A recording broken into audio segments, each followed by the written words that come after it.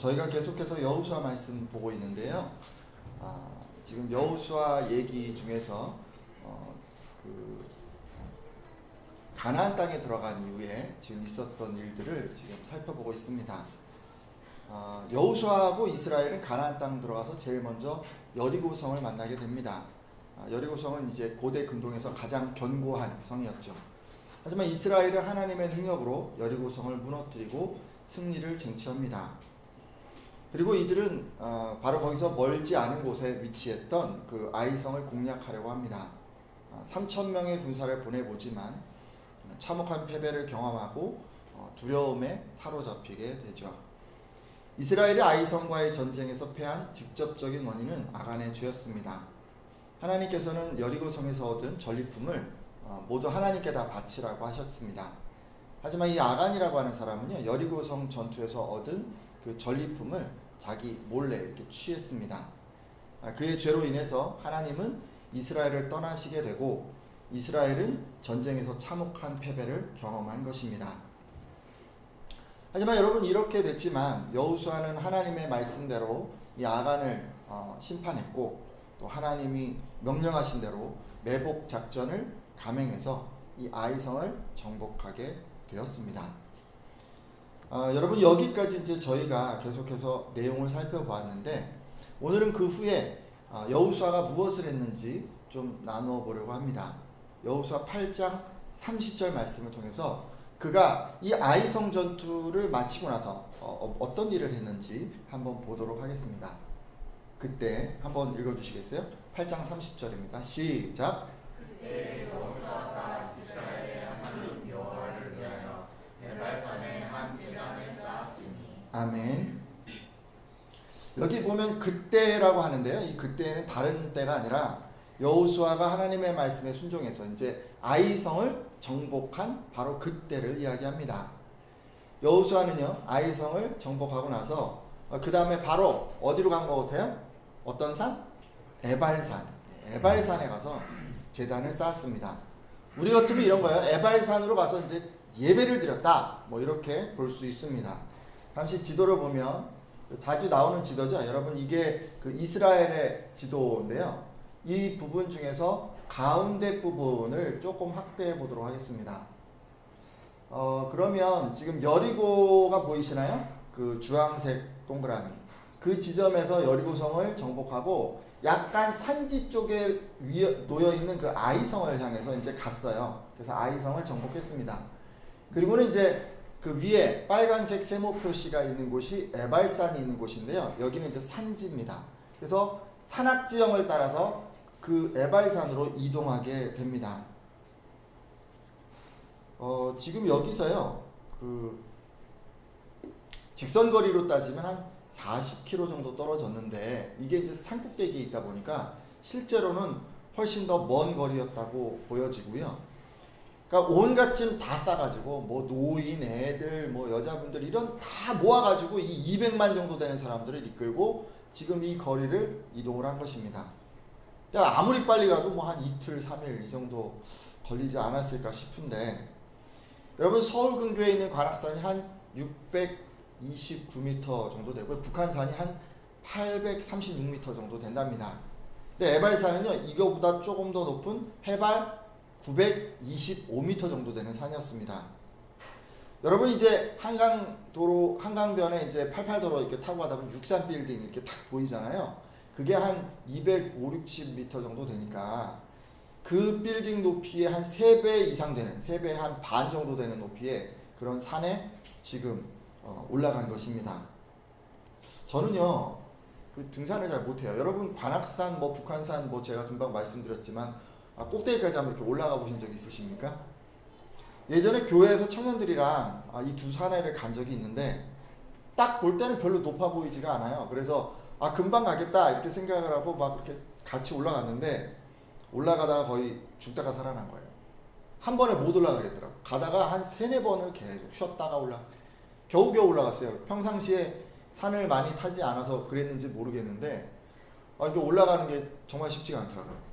근데 여러분, 이런 산보다 훨씬 더 높은 이 에발산에, 거의 해발 1000m 정도 되는 이 에발산에 여호수아가 지금 예배 제단을 쌓기 위해서 사람들을 이끌고 올라간 것입니다. 근데 저는요, 이 얘기를 보면서 왜 꼭 이렇게 해야만 했을까? 여호수아는 왜 고생스럽게 여기까지 가갖고 이렇게 예배를 드리려 했을까? 그냥 아이성에서 제단을 쌓아도 될 것 같은데 뭐 굳이 이렇게까지 했나, 이런 식의 생각을 하게 됩니다. 그래서 이해하기가 좀 쉽지가 않아요. 여러분, 이런 여호수아의 행동을 이해하기 위해서는 모세가 죽기 전에 요단 저편에서 남긴 그 신명기 말씀을 보면 알 수가 있습니다. 잠시 모세가 여호수아에게 남긴 말씀을 보도록 하겠습니다. 신명기 11장 29절 말씀인데요. 여러분, 제가 읽겠습니다. 내 하나님 여호와께서 내가 가서 차지할 땅으로 너를 인도하여 들이실 때 너는 그리심산에서 축복을 선포하고 에발산에서 저주를 선포하라. 아멘. 그러니까 요단강 저편에서 모세가 마지막 유언으로 남긴 것은 이스라엘이 가나안 땅에 들어가게 되면 가장 먼저 에발산과 그리심산이 있는 곳에 가서 에발산에는 저주를 선포하고 그리심산에서는 축복을 선포하라는 명령이었습니다. 그래서 이 말씀에 따라서 지금 여호수아가 에발산을 향해서 나아갔던 것이죠. 그랬던 것입니다. 그래서 여호수아가 에발산으로 간 거예요. 신명기 27장을 참조해 보면 모세는 여호수아와 이스라엘이 에발산에 가면은 에발산에 큰 돌을 세우고 석회를 칠한 다음에 모든 율법과 규정을 거기에 기록하라고 했었습니다. 그리고 철연장을 사용하지 말고 다듬지 않은 자연석을 잘 가져다가 제단을 쌓고 거기에 불로 태워 바치는 번제와 화목제를 드리라고 명령했었습니다. 그리고 이걸로 끝나는 게 아니고요. 시므온 지파를 포함한 6개 지파는 축복을 선포하기 위해서 그리심산 쪽에 이렇게 6지파가 서고, 그 다음에 르우벤 지파를 포함한 나머지 6개 지파는 저주를 선포하기 위해서 에발산 쪽에 서서, 그래서 레위 사람들이 큰 소리로 백성에게 율법의 말씀을 외치면 백성들은 아멘! 아멘! 이라고 대답하라고 이렇게 명령을 했었습니다. 여러분도 이제 이런 거예요. 제가 이제 말씀을 딱 하면 모든 말씀에 다 아멘을 하는 거예요. 믿으십니까? 아멘. 할렐루야? 아멘. 네, 이런 거예요.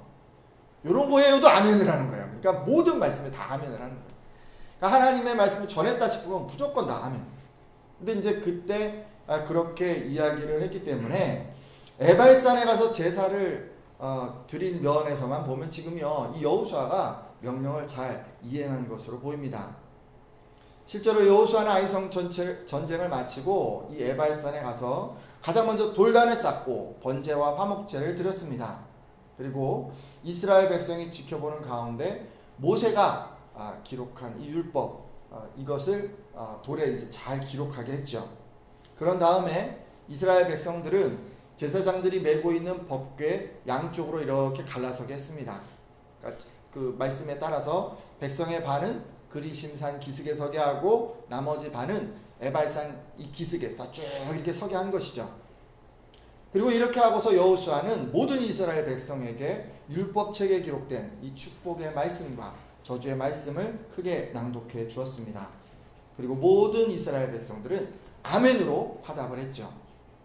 여기까지만 보면요, 여호수아는 모세의 명령에 따라서 정말 잘 순종한 것처럼 보입니다. 네, 여러분 정말 그랬을까요?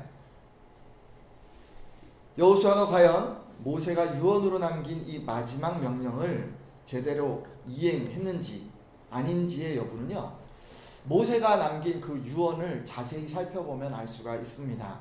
앞서 읽은 신명기 11장 29절을 보면 모세는 이렇게 유언을 했습니다. 여호와께서 내가 가서 차지할 땅으로 너를 인도하여 들이실 때에 라고 말이죠. 언제 하라고 했다고요? 너희를 인도하여 들이실 때. 모세는 그들이 가나안 땅에 들어갈 때 해야 할 일을 유언했을 뿐만 아니라 그것을 들이실 때 해야 한다라고 이렇게 언제 해야 되는 시기도 명시했었습니다. 게다가 여러분, 이어지는 신명기 11장 31절에서 32절 말씀을 보면 모세는 이제 여러분은 곧 요단강을 들어가서 여호와께서 여러분에게 주시는 땅을 점령하게 될 것입니다.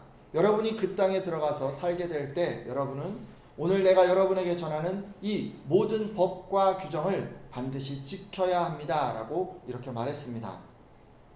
그러니까 모세가 선포하라라고 얘기한 축복과 저주의 선포는 다른 게 아니고요. 이스라엘 백성이 하나님의 백성으로 살아가기 위해서 가나안 땅에서 지켜야 할, 가나안 땅에 들어가면 꼭 알아야 할 그런 하나님의 법과 규정들이었습니다. 모세는요, 가나안 땅에 들어가면 가장 먼저 그렇게 하기를 바랬어요. 축복과 저주의 말씀을 선포하고 백성들은 그 말씀을 듣고 하나님 앞에서 내가 그 말씀대로 살겠습니다 하나님이라고 그렇게 약속을 하기를 바랬어요. 그래서 이스라엘이 타락하고 부패한 가나안 땅에서 하나님의 백성으로 그렇게 구별된 삶을 살기를 바란 것입니다. 근데 여러분, 모세가 죽음을 앞두고 전한 가나안 땅에 하나님께서 이스라엘을 들이실 때 가장 먼저 하라고 한 이 축복과 저주의 선포가 여리고성 전투 그리고 아이성 전투를 다 치른 후에야 이렇게 드려진다는 것은 뭔가 좀 의심스럽습니다. 여러분, 우리가 시간의 순서에 따라서 생각할 수 있는 건 뭘까요?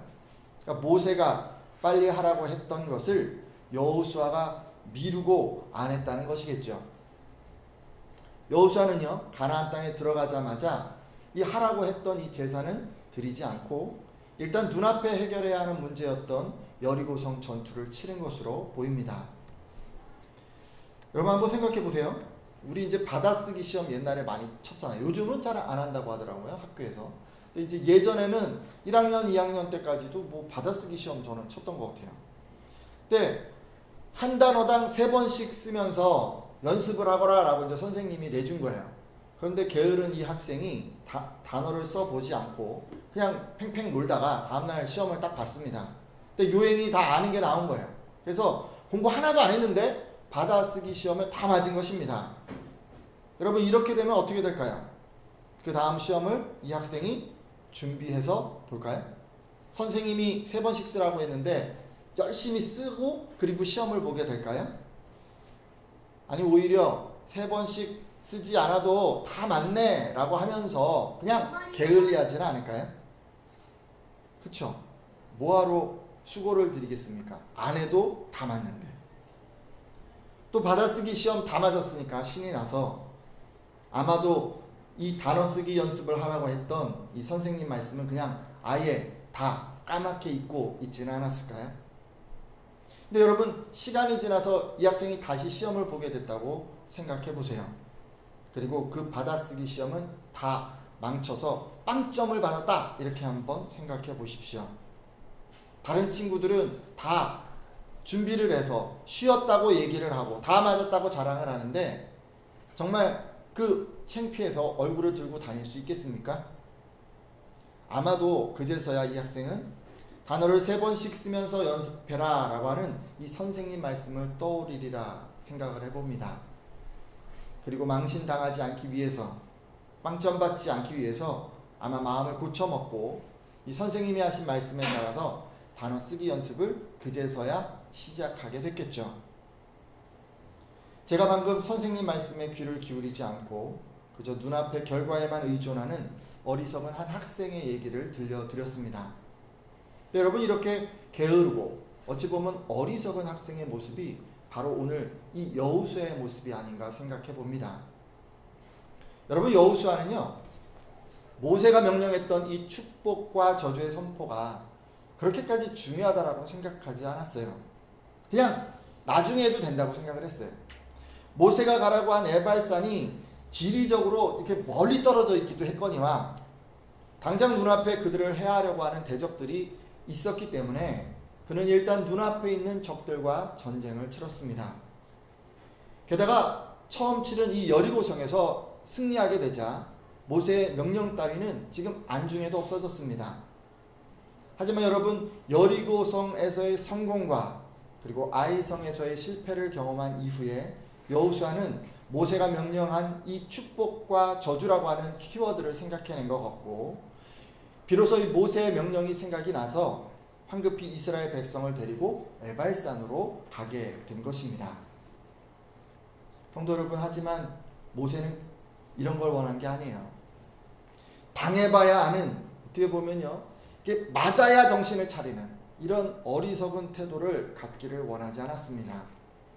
모세는요, 이스라엘이 가나안 땅에 들어가서 단 한 번의 실패도 하지 않기를 원했어요.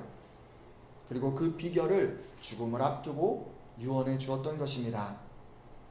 모세는 이스라엘 백성들이 실패하지 않기 위해서 무엇보다 가나안 땅에 들어가자마자 바로 에발산에 올라가서 제사를 드리고 하나님 앞에 말씀을 기록하고 선포하고 내가 그 말씀대로 살겠습니다라고 이렇게 약속하기를 바랐습니다. 신명기 27장 2절에서 3절 말씀인데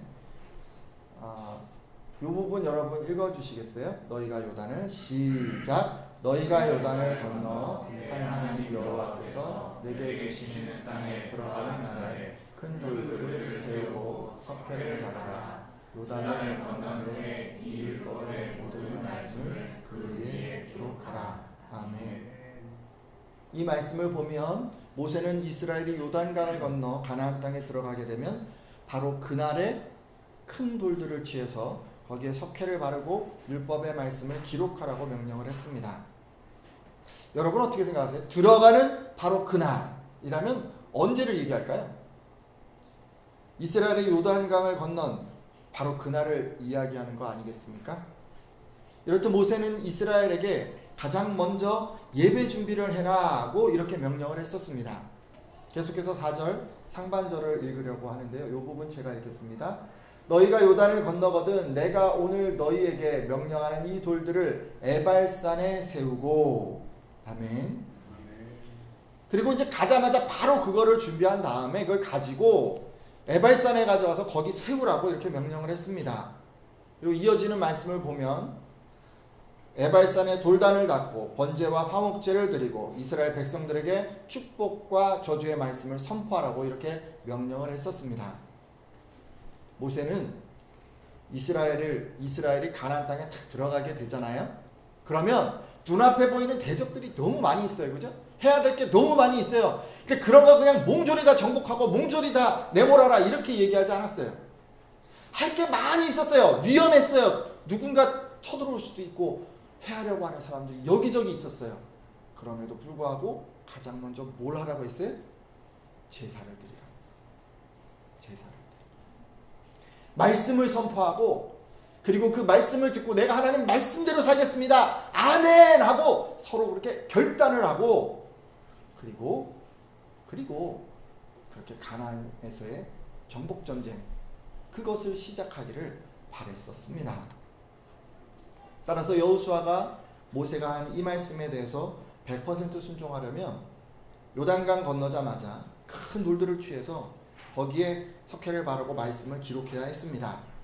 그리고 딴 거 하지 말고 바로 그냥 다 백성들을 이끌고 에발산으로 바로 올라가서 그 돌들을 세우고 그리고 하나님 앞에 제사부터 드려야 했습니다. 하지만 여호수아는 아이성에서 패배하고 나서야 뭔가 깨닫고 그리고 제사를 드리러 지금 에발산에 올라간 것입니다. 여러분 이 말씀을 묵상하면서 저는요 이런 여호수아의 모습이 참 우리들의 모습이랑 너무 닮았다는 생각을 합니다. 여호수아와 이스라엘 백성에게 가나안 땅이 어떤 의미인지 여러분 다들 아실 거예요. 가나안 땅은 오랜 광야 생활 끝에 마침내 그들이 얻게 된 하나님의 허락하신 젖과 꿀이 흐르는 축복의 땅이었습니다. 여러분이 이스라엘 사람들이 그 땅을 밟고 그 땅에 살게 되었을 때 그들이 느꼈던 그 기쁨, 그 환희를 여러분 상상하실 수 있으시겠습니까? 하지만 가나안 땅을 밟고 나서 여러분 그들은 겸손하지 못했습니다. 눈앞에 보이는 그 축복의 땅의 마음을 뺏겨서 그 땅이 하나님이 주신 것임을 다 잊어버린 것입니다. 게다가 이들이요 처음 여리고성 전투를 치렀는데 엄청난 승리를 거두게 되잖아요. 그러니까 무서울 것이 다 없어진 것입니다. 이스라엘 사람들은 이 기세를 몰아서 빨리 다른 성들도 정복해야겠다라는 그런 생각밖에 없었습니다. 예배보다 하나님의 말씀을 듣는 것보다 더 중요하다고 생각되는 것들이 눈앞에 널려 있었고 그런 것에 다 온통 마음을 뺏겨버린 것입니다. 그래서 여호수아는 이런 생각에 에발산에서 드려야 하는 이 제사를 미루었던 것입니다. 우리들도 여호수아처럼 그런 실수를 연발하며 살아갑니다. 우리들도 마음의 소원이 있을 때는 그것에 대한 간절함과 갈급함이 극에 달해서 목사님이 이렇게 얘기를 하는 거예요. 여러분, 하나님께서 여러분의 마음의 소원을 이루어 주신다면 그 후에는 꼭 하나님 중심으로 살아가야 합니다. 라고 이렇게 이제 말씀을 해주시면, 네, 목사님, 하나님께서 제 소원을 이루어만 주신다면 저는 정말 칭찬받는 신앙인이 되겠습니다. 라고 이렇게 대답을 하고 또 다짐을 합니다. 우리들 흔히 그래요. 뭐 목사님이 이렇게 얘기 안 해도 뭐 하나님 앞에 기도하는 가운데 이렇게 생각을 합니다. 이번 일만 잘 해결되면, 내가 기도하는 이 승진의 문제가 잘 해결이 되면, 취업 된다면, 대학에 갈 수만 있다면, 내 이 건강의 문제가 해결되기만 한다면, 내가 결혼을 잘 할 수만 있다면, 자녀들이 좋은 학교에 배치될 수만 있다면, 이런 수많은 인생의 많은 문제들이 다 된다면, 그러면 이런 것들을 허락하신 하나님의 은혜에 감사하고 겸손하고 신실한 예배자로 살아가겠다고 다짐을 합니다. 근데 우리들의 모습은 사실 어떻습니까? 다짐한 대로 살아가게 되지는 않잖아요. 하나님께서 기도를 응답해 주시고 소원을 들어주시고 문제를 해결해 주시면 하나님 앞에서 신실하게 살아야 하겠다는 이런 결심은 어디론가 다 사라져버리고 또다시 다른 목표를 보게 되고 또 그 목표를 향해서 분주하게 뛰어가는 것이 우리들의 모습은 아닌가요? 승진한 사람은 신실한 예배자가 되기보다는 다음 진급의 목표를 향해서 더 분주해지고, 대학에 진학한 사람은 신실한 예배자가 되기보다는 거기서 친구들 사귀고 또 노느라 분주해지고, 취업에 성공한 사람은 신실한 예배자가 되기보다는 이제 돈을 모아야지, 차를 사야지, 집을 장만해야지, 또다시 분주해지는 것이 그게 저와 여러분의 모습은 아닌가요? 때로 그럴 때 여러분 양심의 저편에서 이렇게 얘기하지 않습니까? 너 그러면 안 돼. 하나님의 은혜를 그런 식으로 갚으면 어떻게 하니? 하나님께서 예배를 드리라고 너의 필요를 채워주신 거잖아 라는 이런 음성이 들려오지만, 그럴 때마다 우리는 여호수아처럼 내가 언제 예배자가 되지 않겠다고 했습니까? 그저 잠시 좀 미룬 것뿐이잖아요. 뭘 그걸 가지고 그렇게 이야기하십니까? 라고 이렇게 궁색한 변명을 하는 것이 우리의 모습은 아닌가요? 여러분, 이렇게 되면 또 이런 것이 길어지면 안 되는 것입니다. 예배를 미뤄왔던 여호수아를 보면 표면적으로 그는요 여리고성 전쟁을 승리로 이끌었습니다. 하지만 여러분 아시죠? 우리는 여리고성 전쟁이 완전한 승리였다고 생각하지 않습니다. 왜냐하면 그 전쟁에서 아간이 범죄했기 때문에 그런 거예요.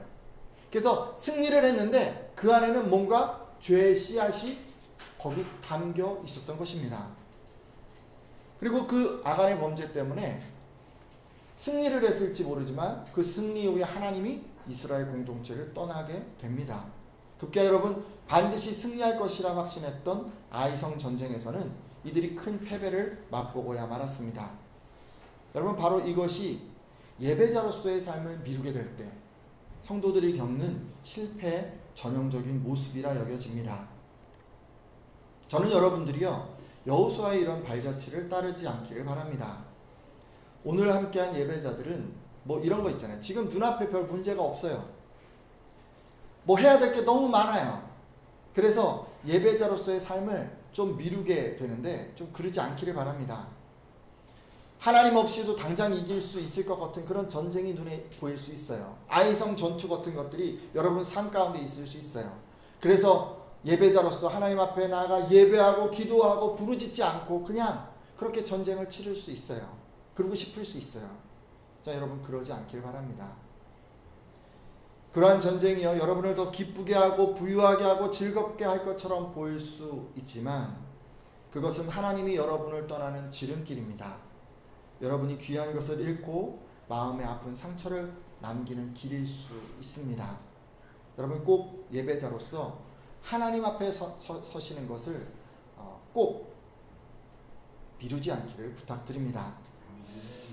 자, 여러분, 여호수아가요 예배를 소홀히 여겼다라는 건 하나님 그 모세가 부탁했던 그 말씀의 선포를 소홀히 여겼고 미루었다라고 하는 시각으로 좀 다시 한번 돌아보려고 합니다. 여러분, 여호수아가요 모세가 명령했던 제사를 미루고 전쟁을 치르자 여리고성 전쟁에서 승리하기는 했어도 아간과 같은 사람이 나왔고 급기야 아이성 전투에서는 참혹한 패배를 당하고 맙니다. 한마디로 이 예배자로서의 삶을 미룬 여호수아는요 실패자가 되고 만 것입니다. 근데 그제서야 여호수아는 정신을 차리게 됩니다. 자기 생각대로 진행해 놓고 실패의 이 뜨거운 맛을 보고 나서야 내가 무엇을 분주하게 하는 것보다 하나님과의 관계가 더 중요한 것이구나 라는 것을 깨닫습니다. 그래서 하나님 앞에 나아가서 기도하고 공동체의 거룩을 회복하고 다시 전쟁을 치르게 됩니다. 이렇게요 아이성에서 패배를 경험하고 나서 실패자가 되고 나서 여호수아는 모세의 가르침을 행해야겠다라고 결심을 했고 그제서야 만사를 제쳐두고 에발산에 황급히 올라가서 제단을 쌓았던 것입니다. 하지만 여러분 한번 생각해 보세요.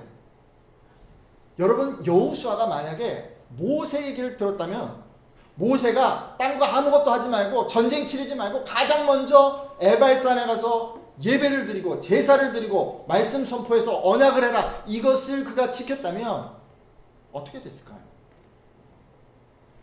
아마도 여러분 여리고성 전쟁에서 아간과 같이 범죄하는 사람은 나오지 않았을 것입니다. 그리고 아이성과 전쟁을 치렀어도 패배하지 않고 단번에 승리할 수 있었을 것입니다. 따라서 이들이 36명의 그 귀한 생명을 잃게 되는 그런 일도 피할 수 있었을 것입니다. 여러분 어떠신가요? 여러분 그렇게 생각하지 않으십니까? 이런 여호수아의 모습을 보면서 우리들은 왜 그랬을까? 참 답답하네 라고 이렇게 쉽게 생각을 하지만 사실 돌아보면요 우리들의 모습도 별반 다르지 않아요. 우리들도 말씀을 소홀히 여기다가 실패하고 실패한 후에야 깨닫고 돌아오는 경우가 많이 있기 때문에 그렇습니다. 우리들도요 예배자로서 말씀 듣고 묵상하고 하나님 앞에 나가 예배하고 이 모든 것이 가장 중요한 것이라고 하는 것을 계속해서 우리는 듣고 있지만 세상에 나가면 우리들은 눈앞에 보이는 수많은 할 일들 때문에 이것을 놓치기가 일쑤입니다. 다른 해야 될 것들에 다 마음을 뺏겨서 예배의 우선순위를 지키며 살아가는 것이 쉽지 않은 것입니다. 문제는요 이렇게 하면 우리들도 여호수아가 걸어갔던 길을 뒤따라갈 수 있다는 거예요. 여호수아가 여리고성에서 승리를 했어도 그들 안에 죄 짓는 사람이 생겨났던 것처럼 여러분이 성공해도 표면적으로는 모든 일이 잘 되고 있어도 실제로는 죄가 여러분 안에 자리를 잡을 수 있고 여호수아가 아이성에서 패배한 것처럼 여러분은 인생에서 쓴맛을 볼 수도 있고 여호수아가 36명의 생명을 잃은 것처럼 여러분은 삶에서 귀한 것을 잃게 될 수도 있습니다. 그리고 이렇게 인생에서 힘든 일을 겪거나 소중한 것을 다 잃고 난 후에 그제서야 예배자로 살아가는 것이 가장 중요한 것이구나 라는 그런 깨달음을 얻게 될 수 있습니다. 하지만 저는요 여러분이 그렇게 되지 않았으면 좋겠어요. 저도 지금 누구의 마음이냐면요 모세의 마음이에요. 제가 여러분을 볼 때 모세의 마음으로 지금 이 얘기를 하고 있는 거예요. 저는 여러분이 실패하는 걸 원하지 않습니다. 저는 여러분이 넘어지는 것 원하지 않고 표면적으로 다 잘 되는 것처럼 보이지만 뭔가 죄가 있는 것 원치 않습니다. 36명의 생명을 잃고 가장 소중한 것 잃는 것 저는 원치 않습니다. 오늘 함께한 예배자들은요 실패하지 않고도 소중한 것 잃지 않아도 다른 사람들을 힘들게 만들지 않아도 예배의 우선순위를 깨닫는 분들이 다 되셨으면 좋겠습니다. 그래서요 여러분의 삶에는 여호수아처럼 실패하고 넘어지는 삶이 아니라 늘 승리만 이어지는 그런 인생이 다 되기를 예수님의 이름으로 축복합니다. 자 이제 기도하고 마치려고 하는데요 여러분들 중에는 여호수아처럼 눈앞에 할 것들에 마음을 뺏겨서 예배자로서의 삶을 미룬 분들이 있을 수 있습니다. 이런 분들은요, 이 시간 좀 돌이켜 주셨으면 좋겠어요. 우리들은 흔히 유익을 위해서 그럴 때도 있고 만족을 위해서 그럴 때도 있습니다. 그래서 이런 것들 때문에 말씀 묵상과 기도와 예배 참석과 나눔과 교제 이런 어떤 일련의 하나님께 나아가는 활동을 게을리한 분들이 있다면 이 시간 회개해 주십시오.